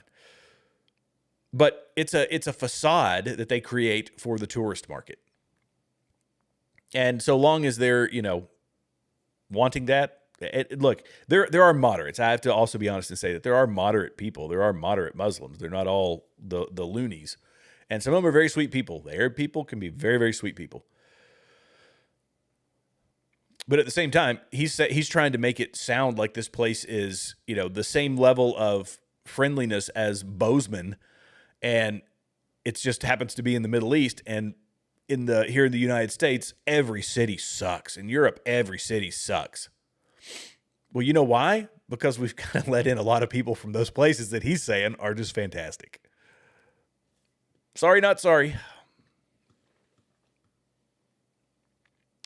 I think there's another Australian YouTuber named Nathaniel. I think that is amazing too. Okay. If you find the link, DM me over on X with the link. I'm always interested in good comment. Let's keep listening. They don't have the same belief. No, they're Muslims. They're Muslims. It's a country governed by Sharia law. Right. And they're like, that's great. Good for you. Yeah. It's great. And you notice like in ISIS or Al-Qaeda or like the Muslim extremists, they're all from like collapsed, pathetic societies dominated by colonial powers. They've been degraded, and that's why they're so angry. Oh, it's our fault. Right? So there's something about being degraded that turns you into a violent nutcase extremist. Blaming America. Leftist. Oh, what a lefty. My goodness. JD needs to pick better friends. My goodness. Why is Jesus pill on the ground? Very demeaning. Oh, I didn't even see that. Where is that? Let's see. I'm assuming maybe he's talking to a pastor or something. Seeing a lot of violent nutcase extremists in our country. Not surprising because the country's being degraded. Correct. So in a country with self-confidence, people are tolerant and open-minded and happy. And in a country where people are told to hate themselves, they start to hate others. Duh. This is all like very obvious, but I only know that because I've traveled a lot. Oh, there it is. Okay. Yeah, he does have it right in the middle. It must be a faith-based podcast. I don't know what the podcast is. I just know Tucker Carlson. No idea who the other gentleman is. I'll be honest. I don't talk specifics on theology, but I do see kind of a common thread with folks that there's some folks that are very staunch. By the way, let me play this one. I don't want to single out, because I'm sure I have Catholic viewers on here, and I'm not trying to single out Catholic viewers, but this particular nonprofit, Catholics for Catholics. By the way, imagine, funny how they don't speak about the Ottoman Empire. Yeah, true that. They also, by the way, Tucker and that other guy aren't talking about, all the nations that used to be Christian, Lebanon, Syria, Egypt, Iraq, these places that were once Christian nations. They were all, for the most part, Christian nations. Funny how there aren't many Christians in those places anymore. Funny how when I was in Iraq, they, there was a guy, and I can't say his name, but I knew him. He was in Baghdad. He got chased out constantly, and he kept coming back to his people because there are these little tiny enclaves tucked away in the corner, had to live in secret. They were harassed all the time. They were taxed. They got the jizya. They got the harassment from whether it was Jaysh al-Mahdi or any of the other folks, these little Christian, tiny little people socked away in a corner somewhere in their little ghetto. And he kept coming back trying to help them, and they would chase him out. They would chase him out because he was kind of a leader in that world. Yeah, it's a very free place. Islamic countries. I mean, I know Iraq is a little bit different, but listen to this. This is the Catholics for Catholics. People have been talking about this video, and I'll tell you why I'm bringing this up after you see it. This is their tribute to Charlie Kirk. I believe that marriage is a beautiful thing, and I believe that having children is a moral good for society.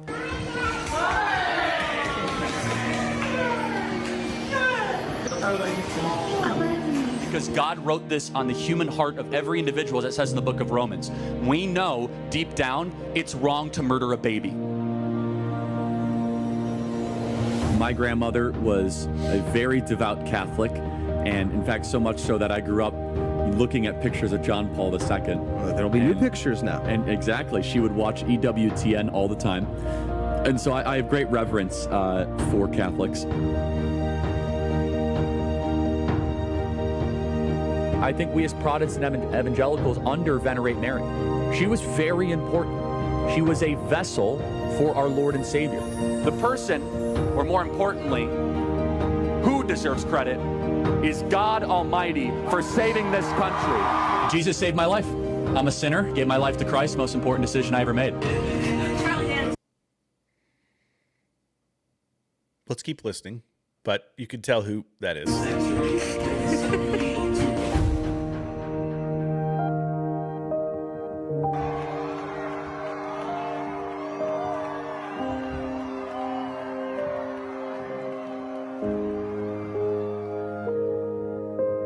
Charlie Kirk, who is founder, president of Turning Point USA, was shot.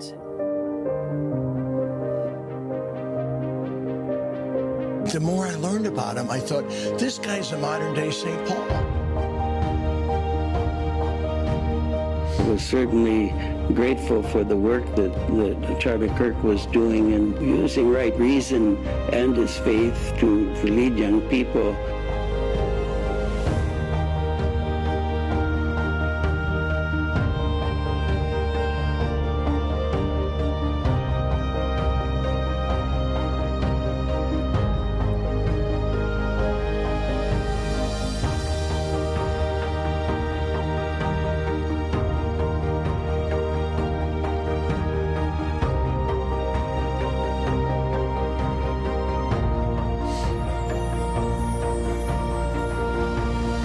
I want to be remembered for courage for my faith.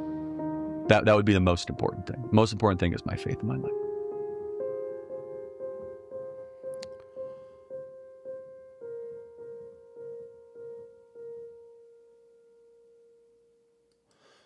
Did you notice something out of that whole video? First off, Candace Owens made it towards the front because Candace Owens is Catholic. Candace Owens was speaking at this event. Matt Walsh refused to. This was the what do you call it? The tribute that they made for him. How much of Erica Kirk did you see? How much of his wife? You know, this is Catholics, right? They show right here. This is what you see of Erica Kirk, his wife. For the organization that says family is very important. The loving marriages are important. That, you know, faith and family is important, all of this. And it brings me to the conclusion, and again, I'm not drawing or you know, I'm not casting aspersions on Catholics, but there are the commonality is that it's not just Catholics, but there are replacement theologians, people that follow replacement theology. That's been the common thread with a lot of the people that are trying to A, tear down TPUSA, B, finding Israel in every single conspiracy. I find that interesting. And again, I don't get into the specifics of replacement theology or not, but that is a common thread. They're all sitting on one side of the theological aisle, and they approach it very theologically. That they get angry and they are disgusted and trying to find every possible way. Tucker does this all the time. He's done it with Ted Cruz. He did it with Mike Huckabee. Every time he comes up, he brings up Genesis, and he starts talking about, replacement theology. What is this? God shows me what some people are better because their blood. Like, he shows a complete lack of understanding of it, first off. But it's trying to justify that anger that he has in his head, that he just can't wrap his mind around it.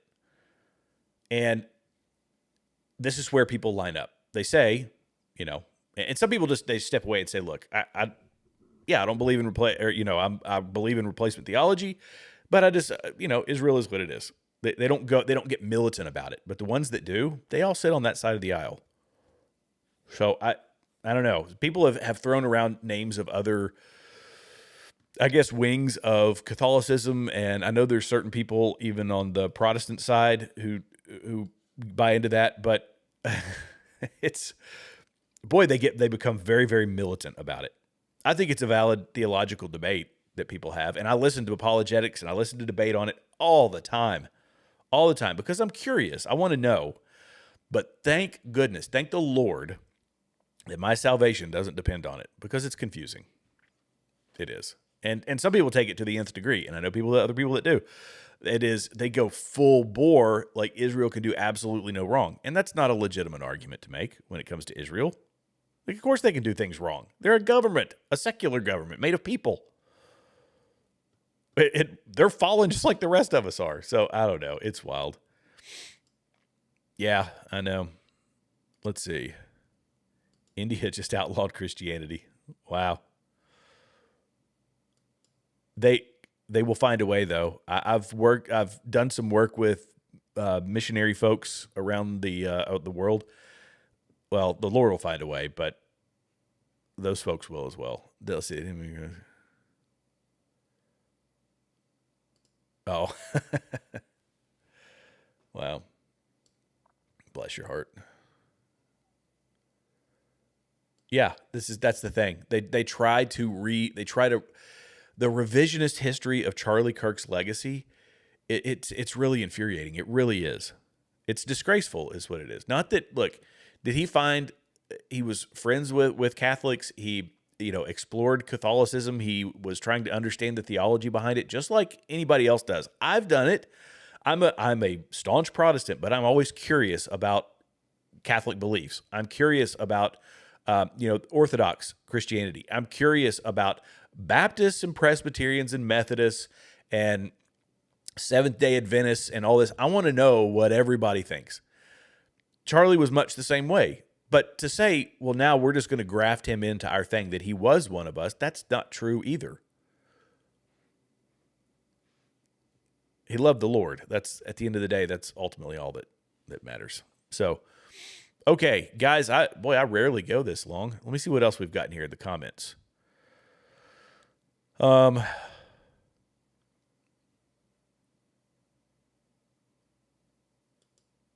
He doesn't. I guess you're talking about. You're not talking about Charlie. I'm assuming you're talking about Tucker. Let's see.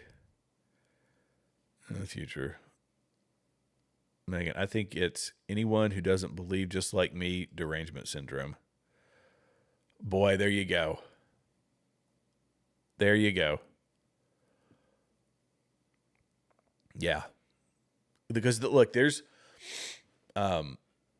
We have legitimate debates that we should be having over on our side. In fact, one of the things I was going to bring up tonight was that, I pull for the Republican Party because I'm a conservative, and the Republican Party is what I've got now. I believe what Charlie Kirk was trying to do, which he stated himself, is that it's not about building a new party because you have to build new infrastructure.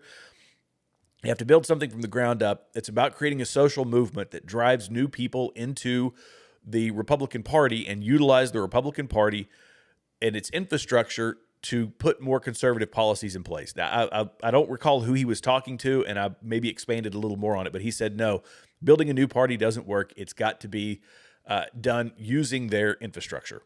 That's why he said he wasn't for a new party, which I think is awesome. I think that's a smart way to look at it. But we have legitimate debates, and we have to have them over on our side, and we've got to flesh them out, and we've got to be adults about it. But if we say that all this is happening, everything that's happening in the world is because of one country the size of New Jersey over in the Middle East, that's the low IQ part, right? And that's kind of what we're calling out. But people get, instead of saying, let's have a conversation about this policy or that policy, they go to the derangement, just like you're saying. Anyone who doesn't believe just like me, derangement syndrome. And that's ain't going to win us midterms. It ain't going to win us the next election. That's for sure.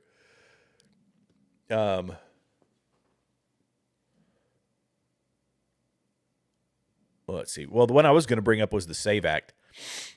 And my goodness, how we have not been able to get that passed.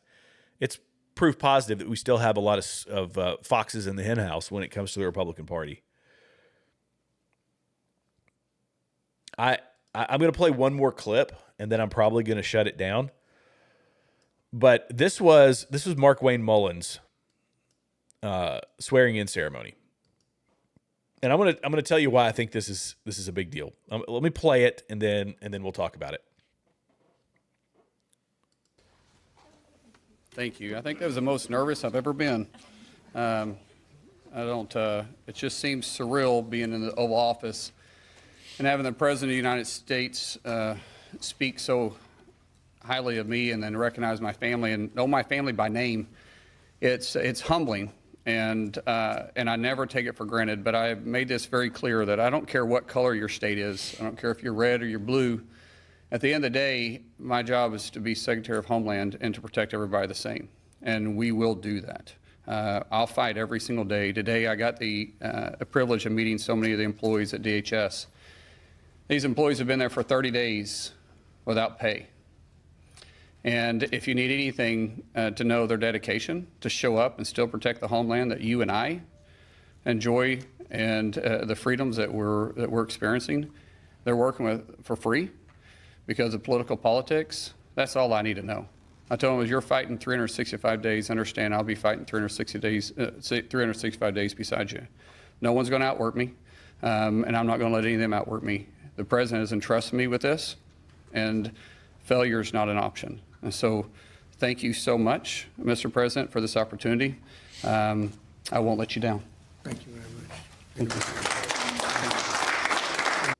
So the question everybody's asking about this, you know, he's pretty gung-ho. Will this lead to the mass deportations that we wanted, that we asked for? Was it just a Kristi Noem anomaly that didn't give us that? And that's my question to him. If it still doesn't happen after Markwayne Mullin, then that's something we're going to have to be debating. We've got to have a conversation about why the number of people that are leaving isn't bigger.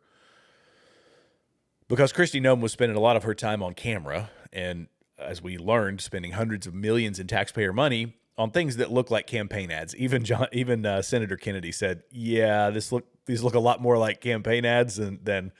You know, you're present in an awful lot of these ads. I don't think Markwayne is going to be that guy.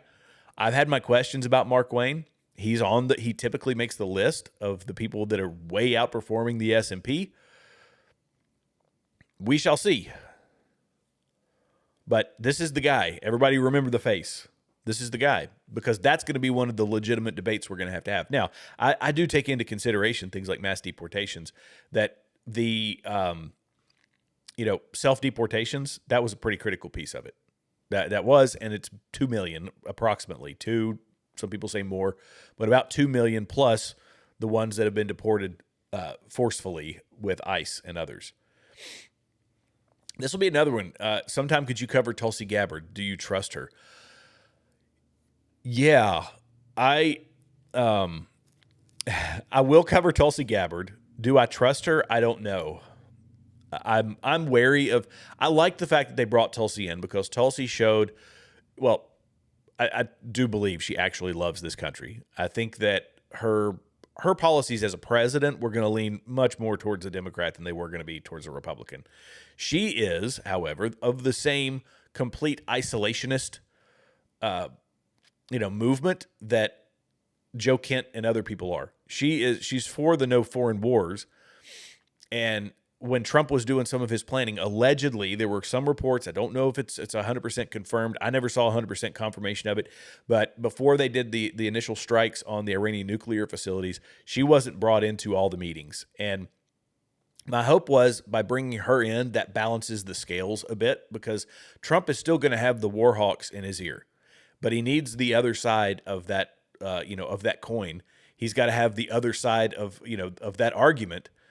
And Tulsi Gabbard is somebody that provides that. It's the same thing with RFK Jr., that he gets a different side of the argument, a more liberal perspective. And Donald Trump's no staunch conservative. We all know that.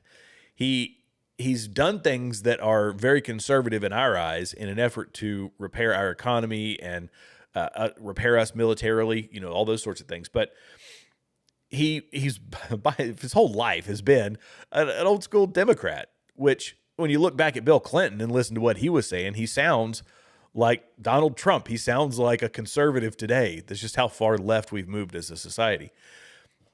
Tulsi is still a lefty.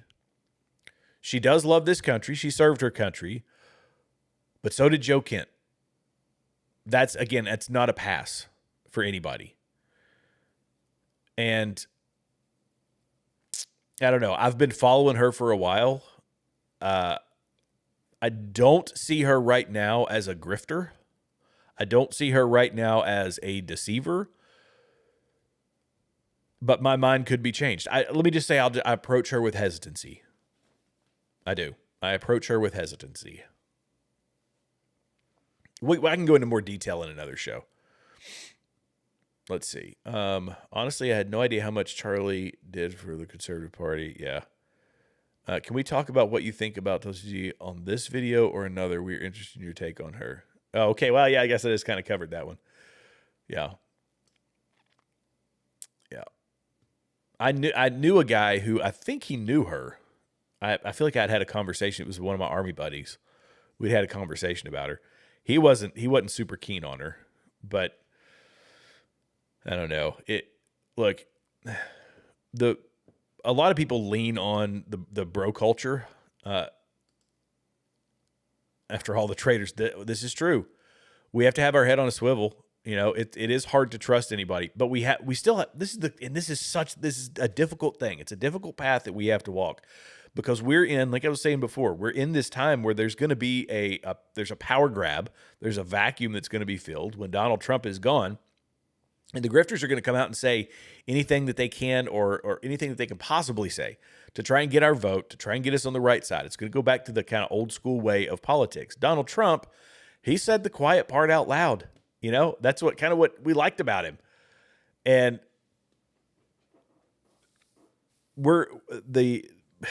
I don't know who we're going to trust after Donald Trump. Do I trust J.D. Vance? Meh.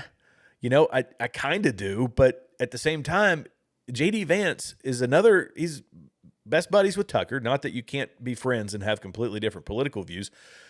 Justice Ruth Bader Ginsburg and wasn't Alito. Oh my goodness, what's his name? Completely left me. Scalia. They were buddies, right? And they were on completely different sides of most issues, but they were close. So you can have friends and that are of different political opinions. But J.D. Vance, I was wary of him because he came out of nowhere. And I said this on my show. Back when he first came on the scene, I told my buddy Chuck, we actually did a show together about it. And I said, I don't know. I don't know about this guy. Where did he come from? I know nothing about him. They said, well, have you read his book? Well, yeah, who was it that just recently found out that most of their book was ghostwritten? And like people all the time, they have ghostwriters and they have people that are, they're plagiarizing stuff from other books.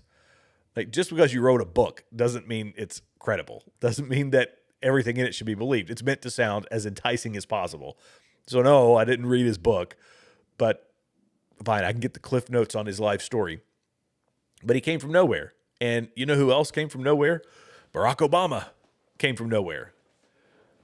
You know what most of these politicians say? It's just like Spanberger in Virginia. What do? They come in running as moderates and they turn on a dime. Do I think J.D. Vance is that? I don't know, but he certainly turned pretty hard on Donald Trump or towards Donald Trump when it suited him the most. He's been a good vice president. He has publicly said, I back the president and the president's policies. He just did that the other day. They were trying to, he was not in favor of all these strikes in Iran. But when it came to the public scene, he told the press, I stand with the president. I see what you're trying to do. You're trying to drive a wedge between me and the president.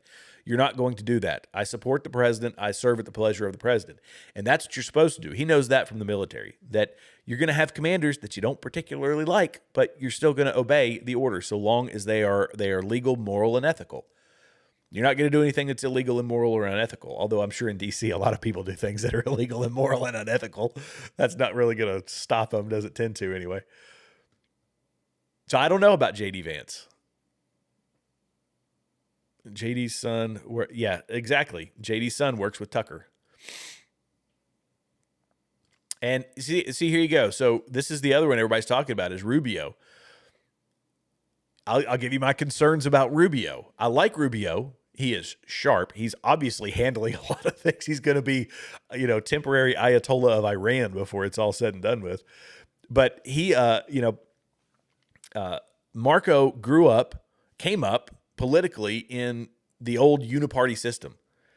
And that's what I didn't like. That's why I, liked Trump over him. Trump had the name calling and, calling him little Marco and all that kind of stuff. But he that was the system that he was indoctrinated into, was the old school system. Is there anything that is tied to that from his past? Are there any IOUs out there for his political rise? I don't know. I'm assuming not. I'm going to, I guess give him the benefit of the doubt. But I don't know. And here's the other part of it, guys. We're not getting, perfection's never going to be there. It's just not going to be perfect. I just don't want corrupt people. That's my big thing. The perfection is what the Groypers and other people wanted, and that's why they came out guns a-blazing, metaphorically speaking, guns a-blazing against Trump. Just a couple months after he became president, they're like, we haven't got the Epstein list. Turn on him. That's kind of what they did. It's not fast enough. You didn't do it the right way. You da-da-da-da-da.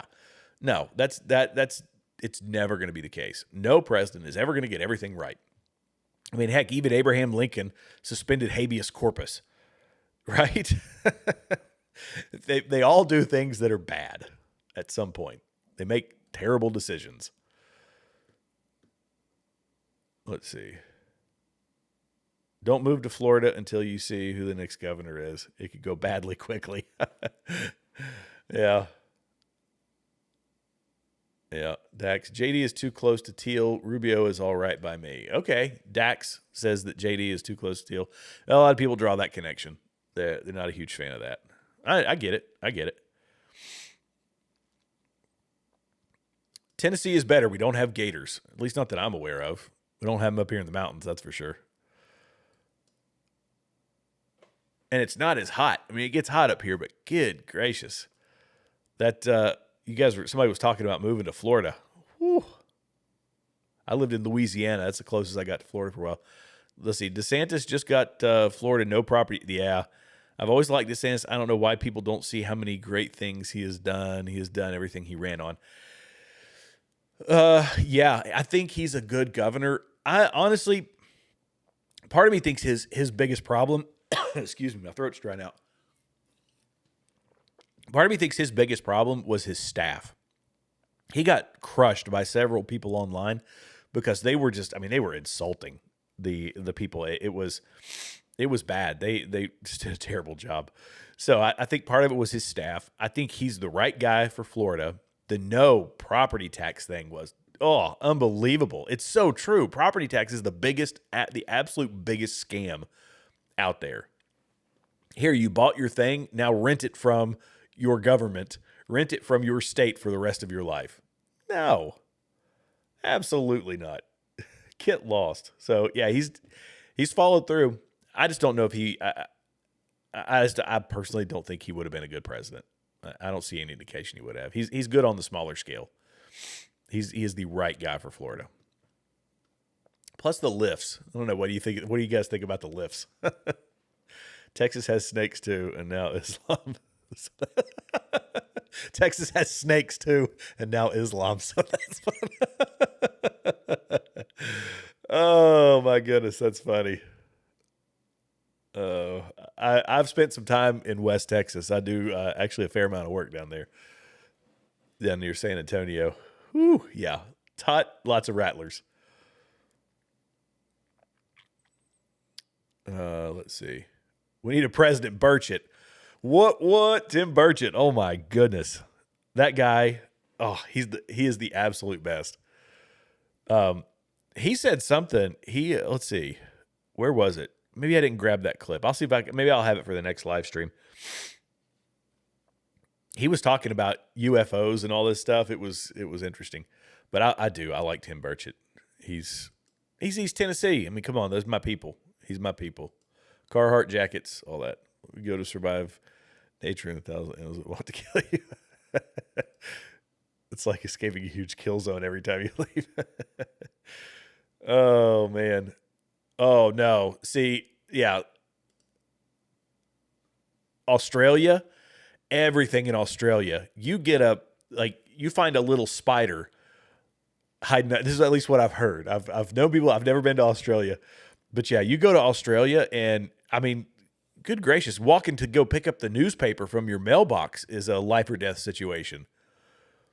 I imagine all you guys down there, just like what was his name? Steve Irwin, crikey. Looking around every corner, like what's going to jump out and take my life. I don't know how y'all keep pets down there. I saw the one of the kangaroo. In fact, I could probably find that video. The kangaroo that was trying to drown the guy's dog. Have you guys seen that? Oh, in fact, let me pull it up. Sorry, I'm going way long tonight. I don't care. I'm doing 2 hours tonight. This is good. Let's see. Kangaroo drowning dog. It was gnarly. Here, let me move that out of the way. And the guy beat the fire out of it. Kangaroo drowning dog. Sorry, I'm getting so off topic. Oh, here, I just brought up the wrong comment there. There you go. That's the one. Where was it? Kangaroo. Oh, yeah, here it is.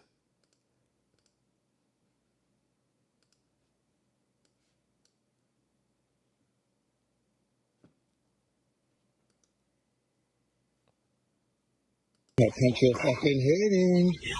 Look at my dog.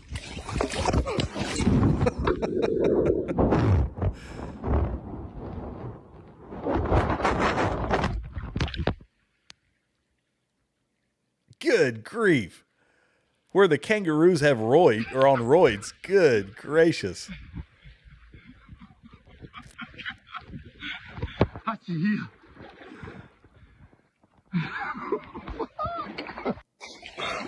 I'm gonna punch your fucking head in. Look at my dog. No thanks. I'm good. I'm good here in East Tennessee. I mean, that kangaroo benches at least 225. Golly. Yeah, I don't know how you do it, Samaz. I don't know how you do it. There you go. There we go. I can pull that down. Crikey, mate. Oh, my goodness. Let's see.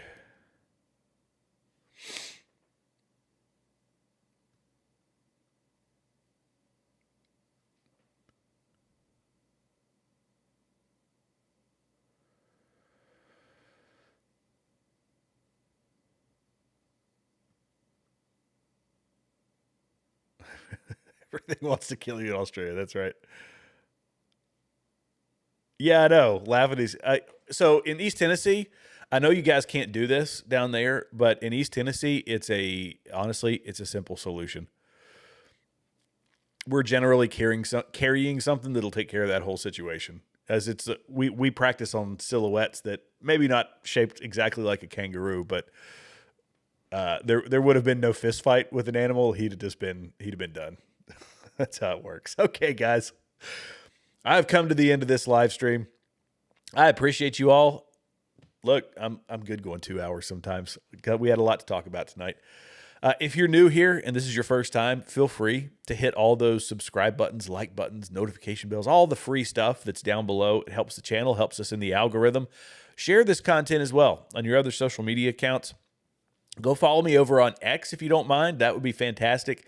I'm trying to grow my X audience. It's slowly creeping up there, but it's taken me getting outside the algorithms over there. Let's see if you want to look up the quadriplegic cornhole player. Oh, okay, so I had to catch this one. Yes, I saw that one. Quadriplegic cornhole player that shot a friend while driving his car. Yeah, it was. The questions precede this part of the comment. Yeah. That was crazy. Okay, guys, y'all are awesome. Thank you so much. Let me pull that comment down. Great minds. God bless everyone. Absolutely. Megan said it right there. God bless you guys. Keep your head up. Things are looking good. Well, things are going to keep getting better. I have a positive outlook on this country. I love this country. I love the people in it. I have a lot of faith and confidence in us still, but let's stay prayerful about this great place. And guys, I'll see you all in the next live stream. Have a fantastic night.